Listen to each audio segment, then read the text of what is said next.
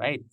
So, yep. Hi, everyone. My name's Raymond, and I'm your host today. Welcome to our workshop on career negotiation skills.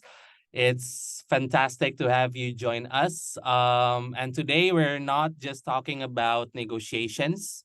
We are going to learn how to negotiate, perhaps if you want to switch careers, whether you are eyeing on a promotion.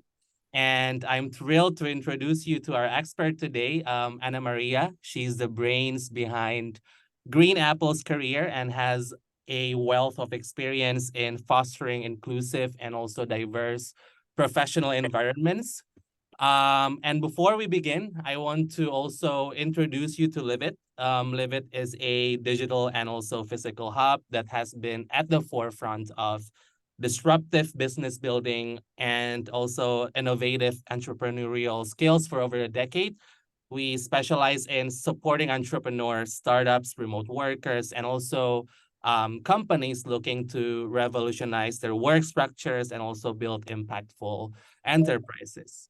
So, without further ado, let's welcome Anna to the virtual stage and get ready for an enlightening session that promises to transform the way we approach career conversations. Anna, over to you. Oh, thank you so much. First of all, thank you so much, LivIt, Lavinia, and Raymond, for giving me your international stage. I'm thrilled to be here. Thank you. And today I would like in 1 hour to share with you my 2 decades of experience in negotiating for global brands. And after having an amazing international career, after having negotiated multi-million pound contracts for famous, well-known brands, I decided to leave the corporate last year and to swap careers and to have my own startup. So I try to put myself in your shoes as well as a mentor, as a manager, as an executive, as an entrepreneur as well. And I really hope you will take away as many techniques as possible. 15 minutes towards the end, we will leave it for questions. So please note down all the questions. I would like to have an interactive session towards the end. Now I will try to share my screen. Okay, perfect. Let me know if you see my screen. Yes. Yes? Yes. Amazing. Amazing. So career negotiation skills from someone who have seen it all. Good negotiations, successful partnerships, and bad negotiations as well.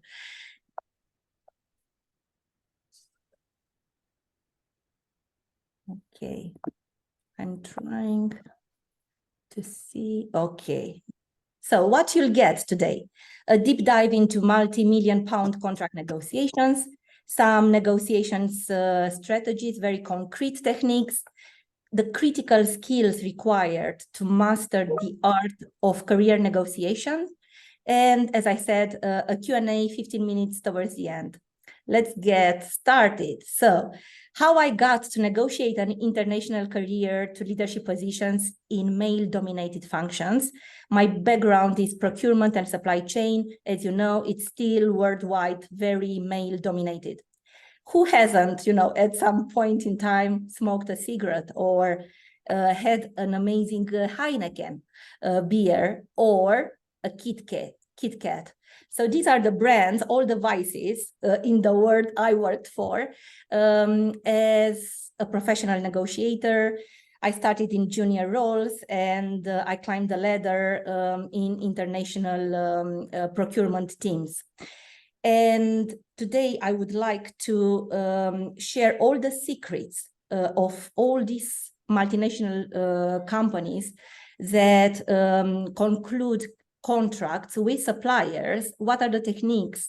How do they prepare amazing negotiation, strategic partnerships in order to reach a win-win negotiation? This is a very technical slide because I would like to focus and to highlight the fact that a great collaboration, a great partnership with suppliers, a great win-win negotiation requires a team of experts. It's a school, procurement, it's a school of negotiators. And you need to have certain procurement functional competencies. This is just a snapshot from my times at Nestle, where I headed up a procurement team, and I was responsible for 200 million pounds spent. And you can see here, these are, my team was also calibrated in terms of talent, in terms of negotiation skills against certain procurement functional competencies. And many of you know that in order to enhance the skill, you need to have this 70-20-10. 70 on the job experience, 20% relationship experience with a mentor, with key stakeholders, and 10% is you improve your negotiation skills through formal education, like negotiations courses, and even this masterclass. Okay, so again, these are the brands I worked for 2 decades. And as you can see here, from 1 to 7, this is the formal process in order to get to a negotiation. Negotiation is just only one step of the whole end-to-end strategic source to pay, the way we call it in procurement. And I would like to highlight, because our session is about negotiation, step number 4 and step number 5, communication and supplier selection. These 2 steps involve concrete negotiation with the supplier and scenario play, and yes, all the scenario and the preparation and the concrete negotiation. So as you can see, what I want to highlight is preparation is key. Step number 1, step number 2, step number 3. You see strategy in everything. And this is applicable in our careers, in our, entrepreneurship life. Now, I would like to highlight some of the key insights from a business negotiation point of view. Preparation stage is critical, and it can take up to 4 months. Gathering the data, understand what is the spend, understand what was the previous contract, understand what didn't work, understand the current market landscape, understand the new competitors that enter the market. So it can take, in any huge organization, this preparation can take up to 4 months. Negotiation strategy. This is key. And I will give you an example. Together with my team, we were role-playing. Each and every one of us had a clear role during the negotiation, during the negotiation stage. Yes, someone was taking notes, someone was asking clear questions, someone was leading the negotiation, someone was a bit emotional on purpose to drive certain outcomes. Yeah. Focus on deliverables. So as part of the strategy is these deliverables and strategic partnership, not positioning. In corporations, in huge business environment, we don't have emotional, positional negotiations.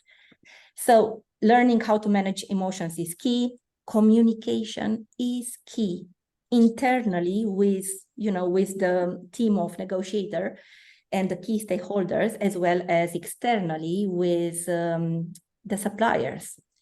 Implementation. Once you negotiate, implementation is key in order to implement that strategy, the new contract, onboarding the new suppliers, yeah? And also implementing the new rules of engagement. It's really important. One of the techniques that we were using was negotiation jiu-jitsu. the way we call it, which means avoiding escalation at all levels by refusing to react. So this is key, and I will you will see it in my slides. Value creation was key. We didn't, as a negotiator, we didn't talk during the negotiation about saving. We were talking about we need to create value creation, a win-win partnership that creates, that brings value creation, like financials, non-financial efficiencies, like excellent customer service, and ESG-related deliverables. More and more, as you know, we need to be more environmental friendly, more social, and more governmental in the way we do business.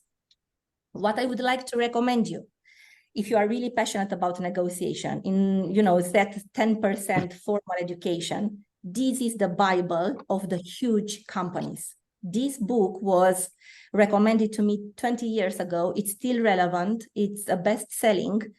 Two researchers from Harvard wrote this book, Getting to Yes, Negotiating an Agreement Without Giving In. It's amazing.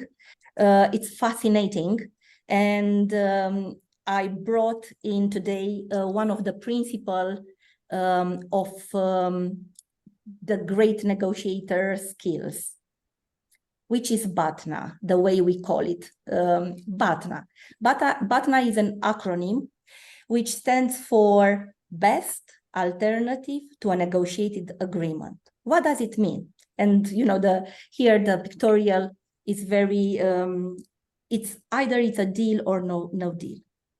What does it mean? It means you as a negotiator in your life, in your career, in your business, you need to write down all the scenarios and the strategy in order to avoid conflict and avoid any disappointment and any lose-lose, with your counterpart. So the best outcome you can expect if you fail to reach an agreement. Negotiator can and should look for negotiation strategies that can help both sides get more of what they want. And I brought in here in the last paragraph some of the options as part of defining your BATNA, like a role play. What is the role play? I want to get ready for this negotiation. What are my non-negotiable requirements, or fixed and flexible requirements? Create as many variables. A good negotiator doesn't have a list only of 3 negotiation requirements, has 20 variables.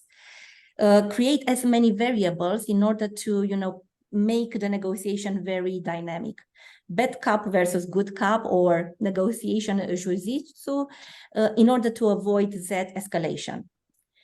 So what skills did I learn in multi-million-pound negotiations, which I would like to share with you in this session, is technical negotiation skills, which I learned doing my job, are repetitive.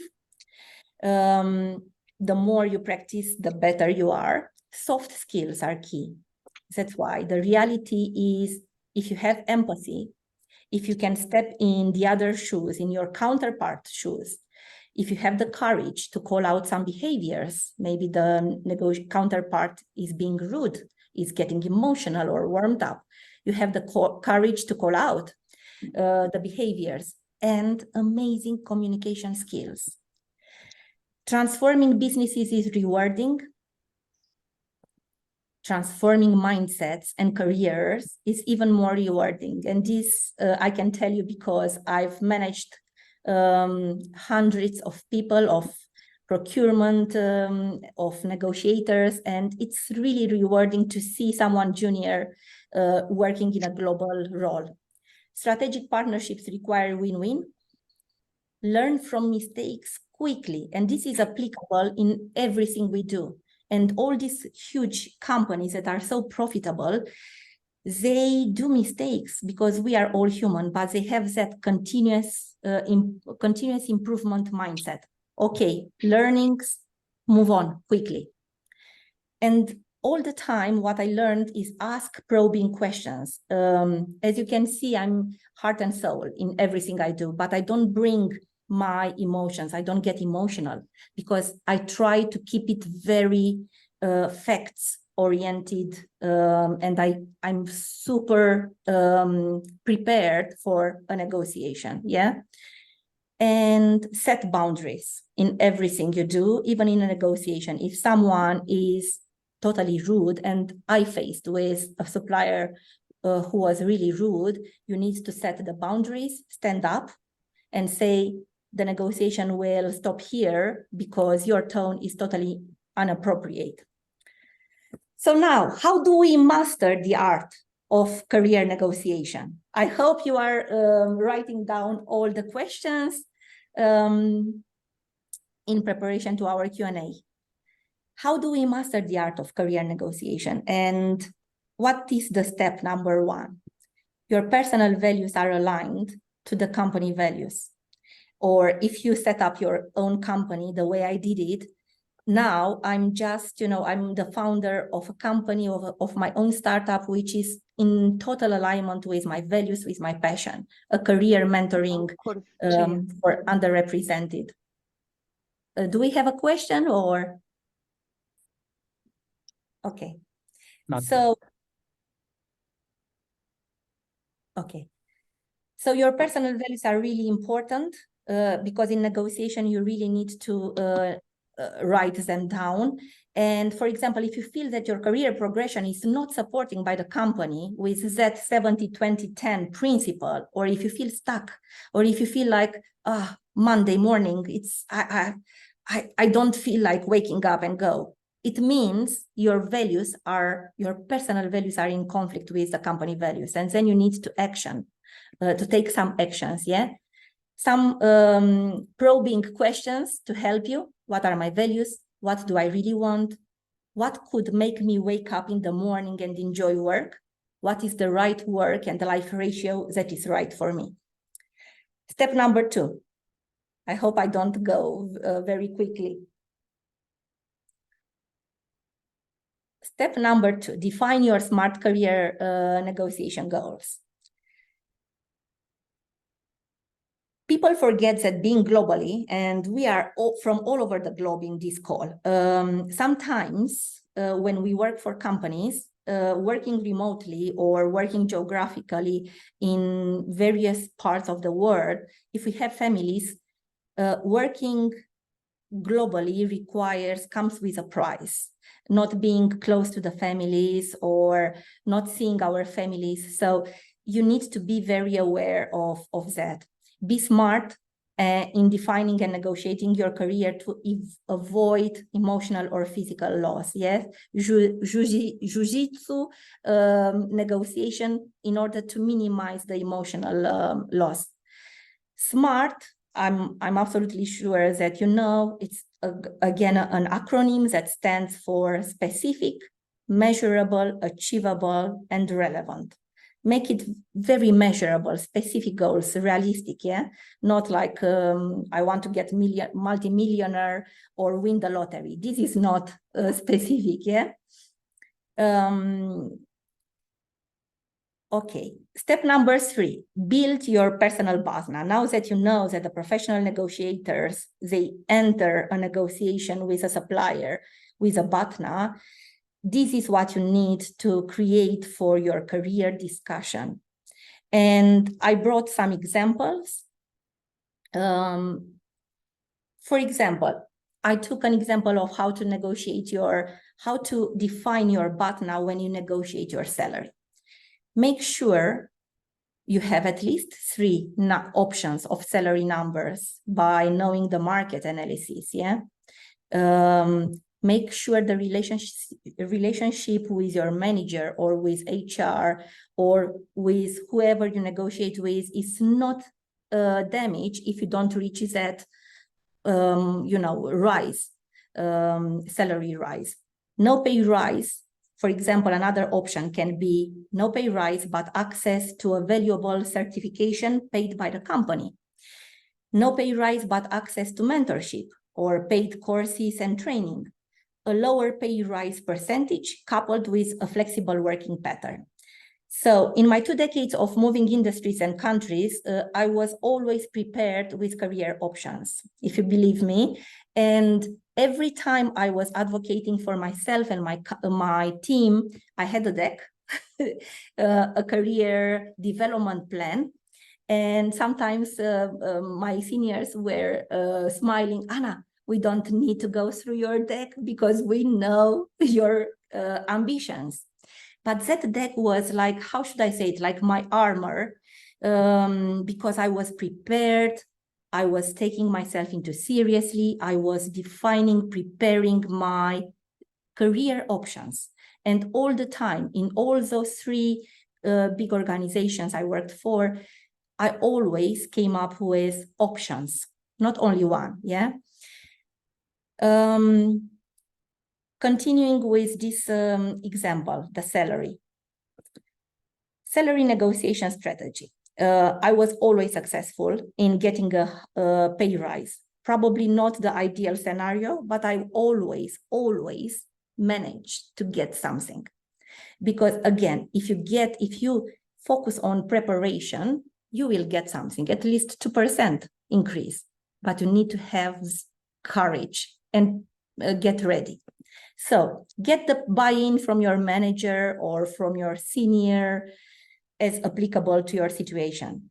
Number 2, write a very well documented email to HR. I always, the verbal was the verbal communication, everything I was, trying to negotiate as a salary for me and or my team, I was also formally following up with HR.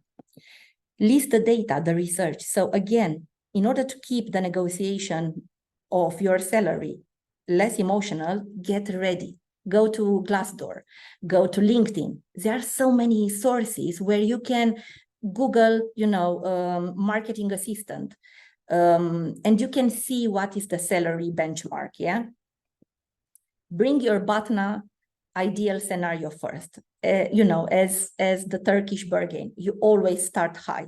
This is applicable because you start with, it's well prepared, it's according to the market, it's according to, the Glassdoor salary benchmark. So start very high and keep it very objective and make usage of data only. Market anchor, applicable in some organization, internal, external benchmarks, your consistent performance, because if you've been in the role and for 4 years without any promotion, without any salary increase, you need to understand and you need to highlight, to advocate for yourself in this email, in this negotiation saying, I've been performing at the highest standard. I've been constantly delivering my targets, yeah? And I'm highly talented. So don't be shy, because only you can advocate for yourself in order to get this salary. And link your worth to the company values. Again, this is all about your values, yeah? And refer to you as talent. And from a human resources point of view, from my knowledge and from my experience, they also try to retain talent. HR is not only a support function. HR is a function that would love to see a bit of challenge, So, and salary is only one of the many tools in order to retain talent. A checklist for your salary. Do you know where you sit in the company? So this is good for you to have it in front of you in order to see if you are fully and ready to go with that email. Do you know where you sit in the company salary? Do you know what is the salary scale, where to find the information? Do you have a clear idea of how your salary might change over time? Because it's important to know especially now with the recession, with the inflation globally, yeah? You need to have that factored in your negotiation. Are you already operating at your highest level, of performance, which you cannot get to, if you are already at the highest level, maybe you've been in that role for too long, which means you need a promotion or you need a special project, an international assignment, or so make it very dynamic. And if the role has grown in the recent years, perhaps in terms of responsibility or size, does it still at the correct level in the company job framework? Many times I was challenging HR that the responsibility of my team was increasing, but the job framework was not keeping up with the responsibilities level. And step number 4 is all about being your own psychologist and looking into the mirror. My favorite song is Michael Jackson, The Man in the Mirror, because when you have the power to look into the mirror and to see, okay, I need to stop complaining and I need to action my life, this is when the true self-development and self-progress happens. So know yourself, make sure you never trade your values. I've never done it in my 2 decades. I've always stood up. I've always called out racism, discrimination in performance and talent calibration. Know when to support your team through difficult times. Know how to dial in the 2 types of trust. Cognitive trust, which is, I know Lavinia is an amazing leader. I trust her, she will promote me. I trust she will do an amazing marketing, which she did for me. So this is the cognitive trust. I know she's an amazing leader, but also emotional trust, because knowing and connecting with a person, I connect empathetically and I have this emotional trust that I won't be deceived, And it's the same applicable with teams, with your employees. Learn how to stand up for yourself and for the underrepresented. Especially, we are such an international crowd in this call. And I will leave it with you to look at I'm fascinated by this. Courage is not just courage. There are 4 types of courage. I will leave it with you to deep dive and look at the courage piece. Say no in order to set personal boundaries.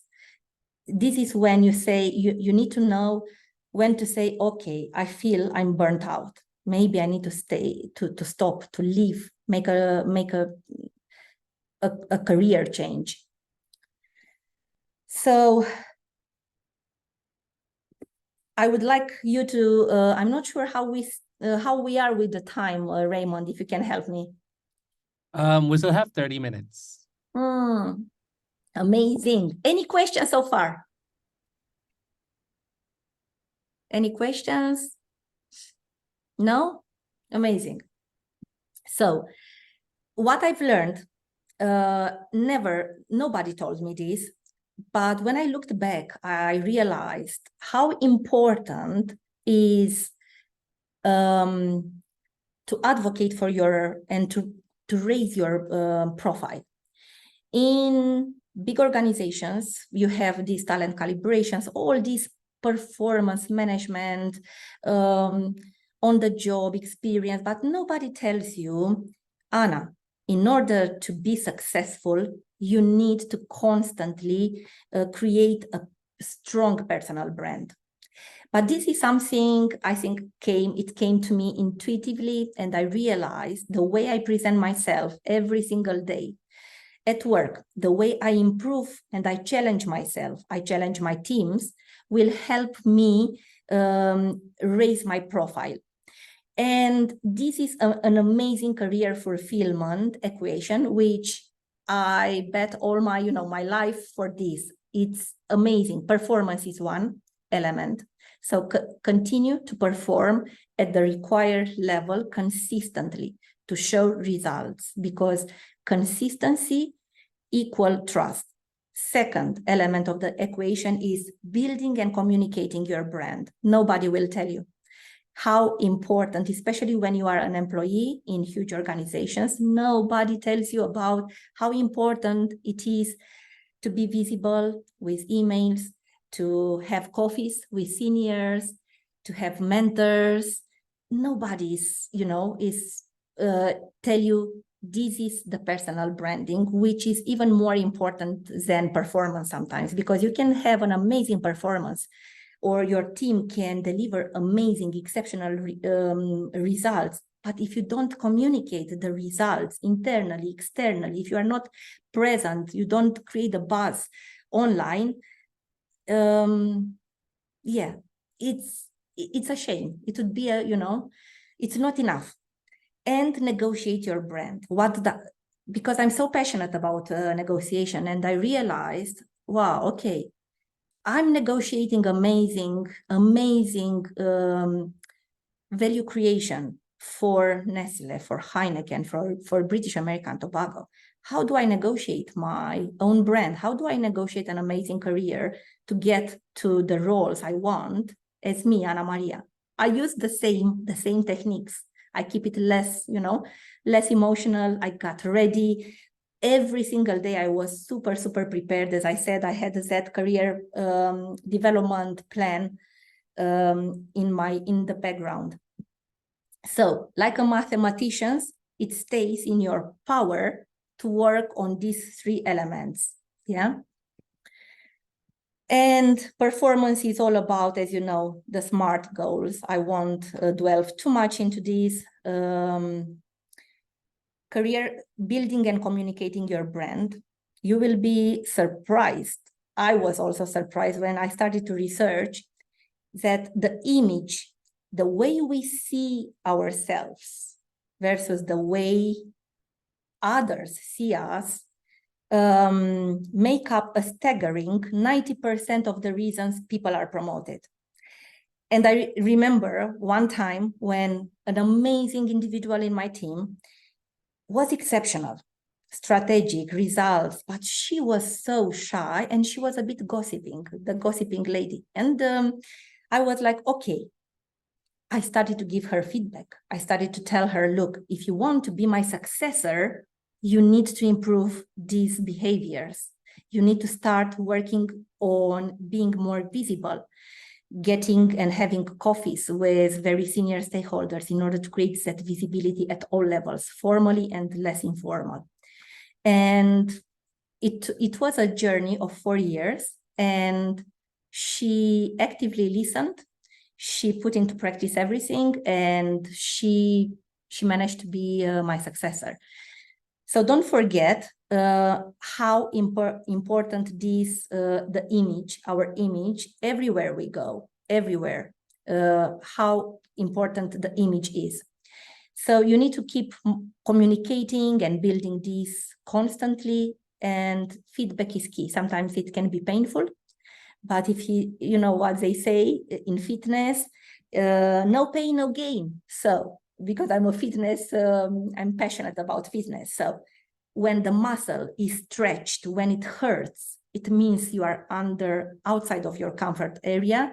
And this is when the muscle, the brain muscle, grows.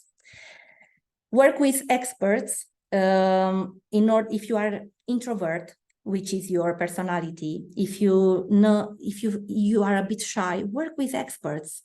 Find people who are passionate about this in order to bring out the best communicator in you. And the last element of the equation is negotiating your brand. I mentioned here a podcast. Please follow and listen. This is fascinating. Tim Ferriss, who I love, he wrote the 4-hour book, which is a worldwide best-selling. He invited Justin Gary, who designed a game developer, and it's his story in how he lost everything and how he created a multi-million business game like the Marvel gaming it's fascinating because you will have a lot of goodness and clear, concrete strategies in how to design your career. Now, we are moving towards the end of the session and the stage will be yours pretty soon, but this is me outside of the corporate stage. I'm passionate about fitness. Last year, I got my global certification as a mentor and coach. On the right-hand side here, this cutie is my Turkish Angora cat. I love her, and I try to normalize cat walking in my park. And this is a snapshot of all my friends and network, very international, up to 18 nationalities. All my friends celebrating the launch of my startup last year. And this is also a link to my website where you can find out more about me. Some contact details. I'm very proud to promote diversity of thought, diversity of talent, and to help organizations to attract diverse talent.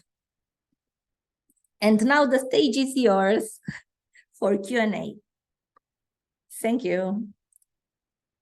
Thank you, Anna. We actually have a few questions in the chat box. So the first question is from Julia.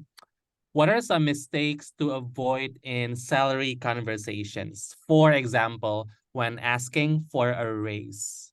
Oh, never talk the first, never. Even if they push you in an interview, never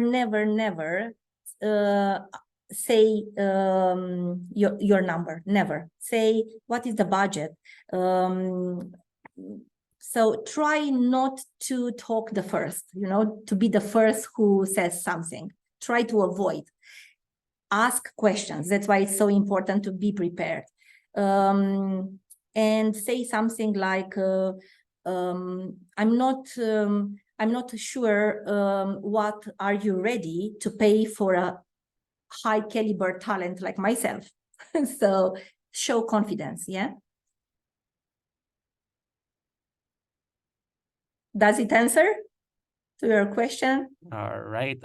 Thank you. And the next question is from Roxandra. How can you best use BATNA framework while...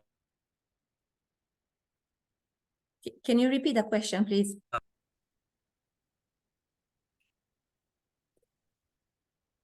How can you best use BATNA framework while designing your career in remote working? Because we have to adopt different strategies, I think.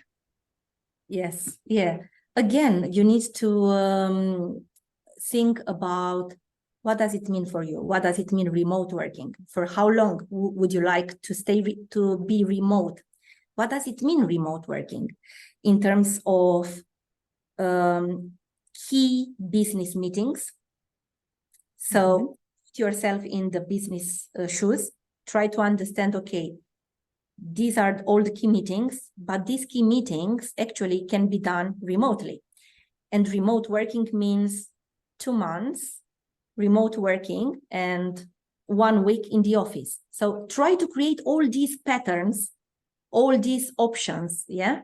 And I would say it's really important to focus on the outcome of your work. Go back in your history, and if you have delivered already amazing results in remote working, highlight those. I've already proved myself that the results are there regardless the geography. Yeah, I think it helps in every single conversation. Yeah, it's a great framework. Thank you for sharing it. Yes, just and try to to stay confident and all the time make go, and don't be afraid to challenge with the right tone, not emotional. Focus on the results, on the proven track record of your work. Yep, great, totally agree. Thank you. You're welcome.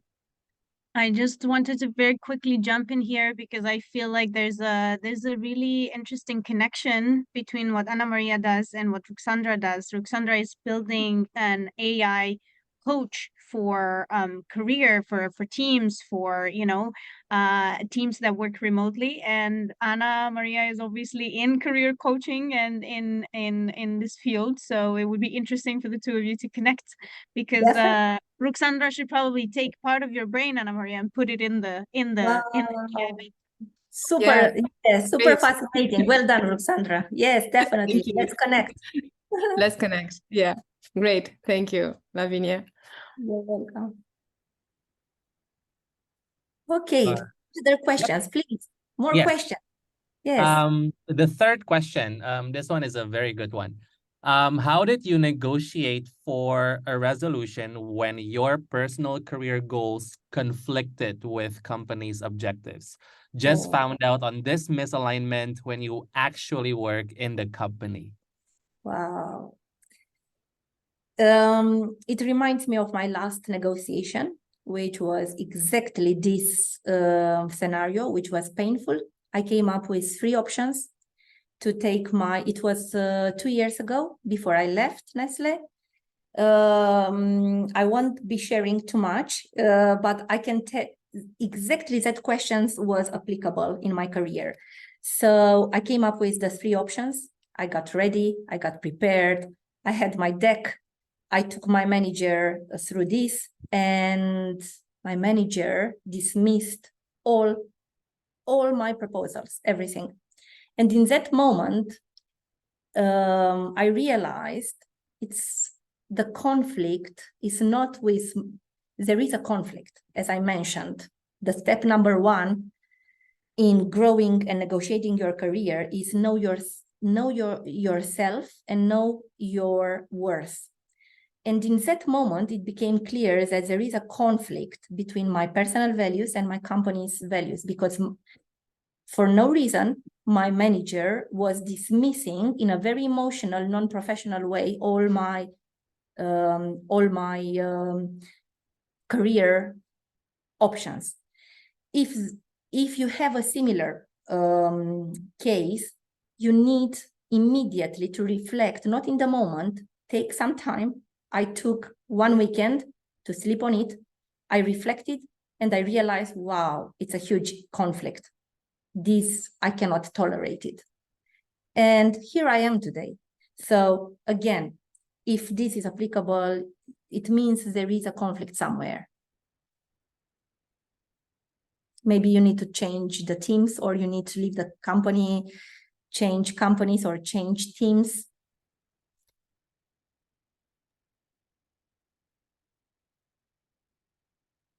I hope it answers your question. Yes, thank you.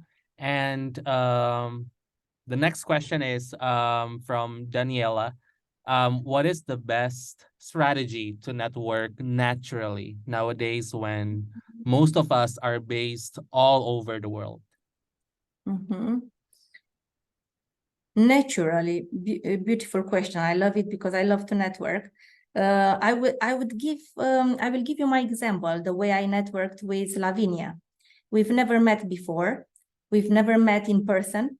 And what I did, I listened to a podcast. It came naturally. I realized she's Romanian as I am. I was impressed by the way she was talking about entrepreneurship. I was looking for mentors, people to look up to get the courage from in order to start up my own company. Long story short, I connected with her on LinkedIn by being very genuine, very generous in complimenting her, saying, I loved your leadership. I would love to connect when you have time. I know I chased her a bit. So as long as I think LinkedIn is amazing. Is one of the most, it brought me 2 jobs. It brings me clients. So LinkedIn is one of the most powerful, and go out to socialize. Go out to business meetings, or just simply, you know, reach out to people you know who could help you. Don't be shy. Just reach out. One email, one phone call. Yeah.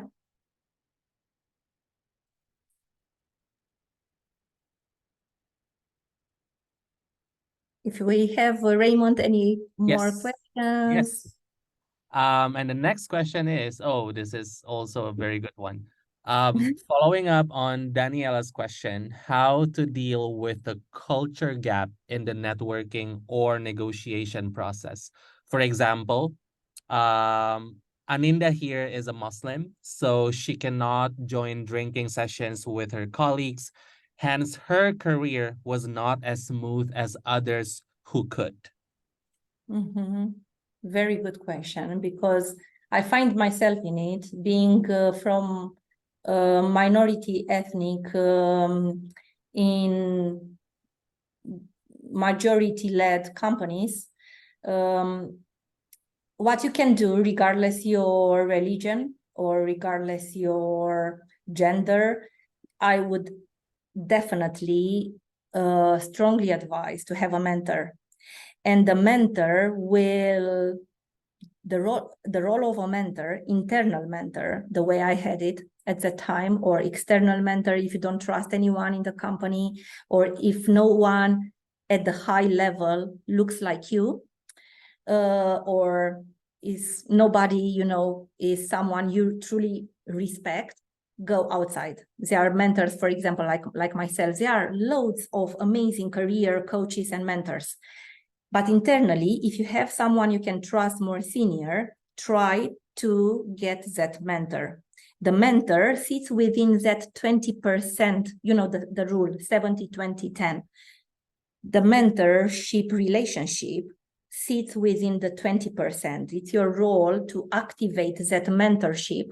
Reach out with one email to that person you truly respect and admire and say, I would like to grab a coffee with you, 15 minutes of your time, because I would like you to become my mentor. And that mentor will advocate for your career internally. It's their role to do it.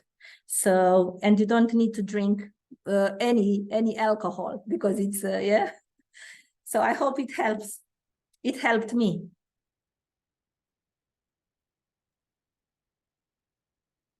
Any more questions? Really good questions. That was the last question. That was the last. Yeah. That was the last question you said. Yes. Yes. Super. Thank you so much. The deck, I will share the deck. Yes. Sorry to interrupt. I wanted to let others have priority for the questions, but I'm fascinated by your career, and I really wanted to learn a little bit more about the jiu-jitsu negotiations. I found that super interesting.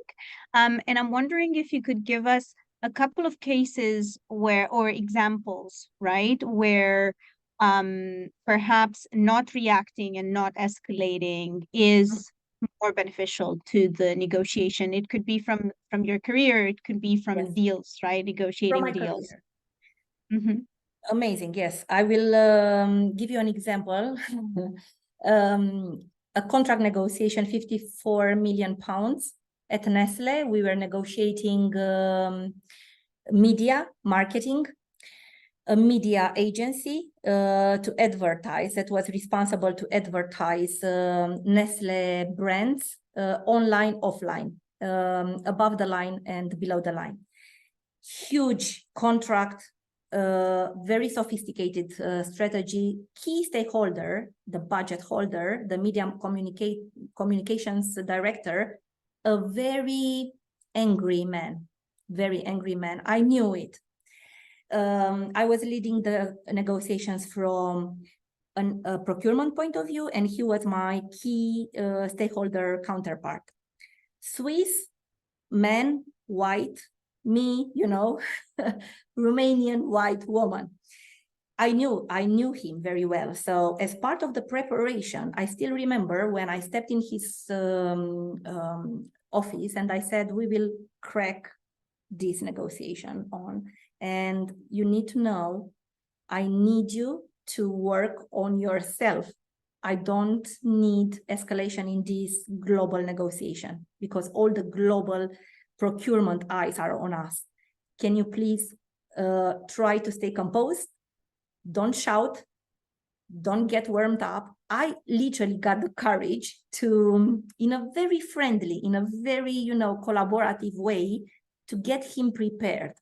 Of course, he was like, Anna, what are you trying to say? I'm also like you. I try to, negotiate the best outcome. And I said, yes, but you intimidate, your tone, your seniority will intimidate the agency, the supplier. So what I tried to do in terms of preparation, I worked on the role playing and I said, you have only one instance.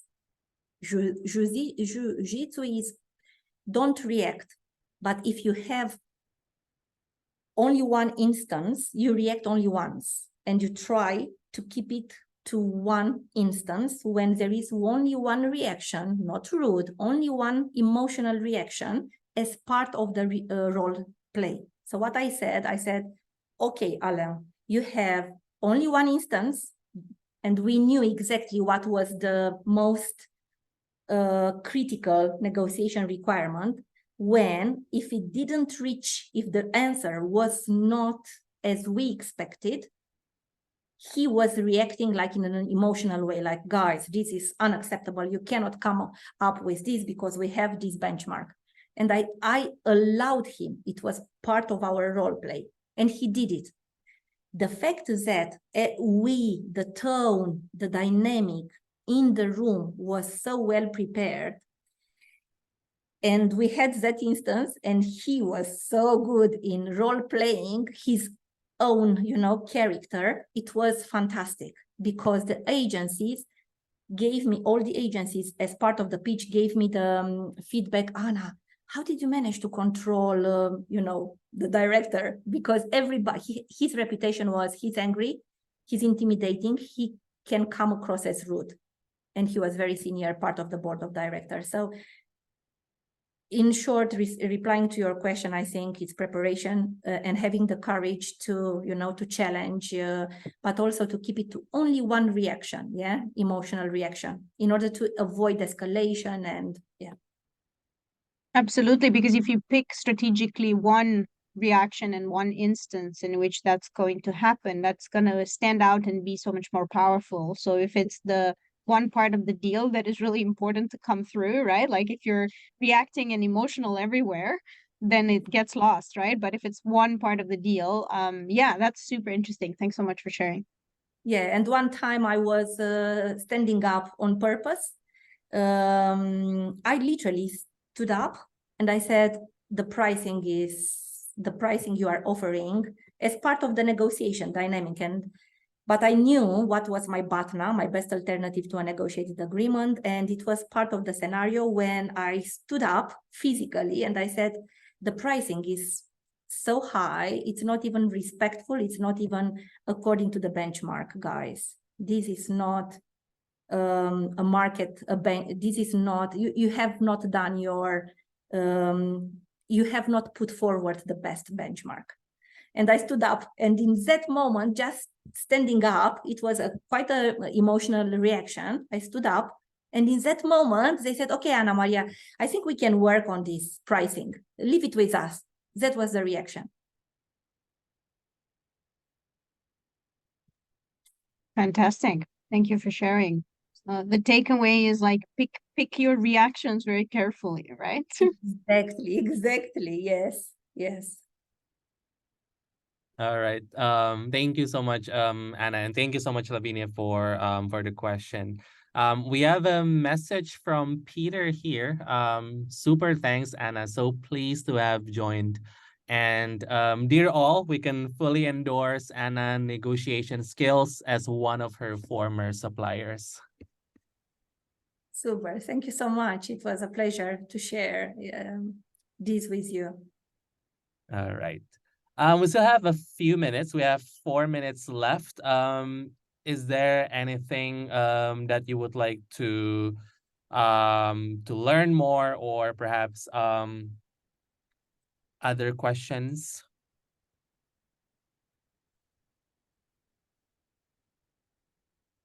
All right. Thank you so much, Anna. Your insights have surely given us plenty to think about. And for everyone who joined us today, thank you. We hope that you found this session as enlightening as we did. And if you would like to stay connected and keep up with our future events, I suggest you to follow us on social media. I will drop the links here in the chat box so that you will not miss an update from LivIt. Yes. And Yes. follow me on LinkedIn as well, Ana Maria Velica. Yes. So you have all the details there. If you have any more questions in private, don't hesitate, please. Yes. And also for those of you who would like to revisit the insights shared today, or if you want to share it with your colleagues or on your socials, we'll have the event recording available by next week. It's also available on our YouTube channel. And yep, and finally, special thanks once again to Anna for making today's event an amazing one. And wishing you all a fantastic day ahead, and see you at the next event. Thank you. Thank you all. Thank you. Have amazing negotiations. All the best. Bye. Bye-bye. Thank you. Bye.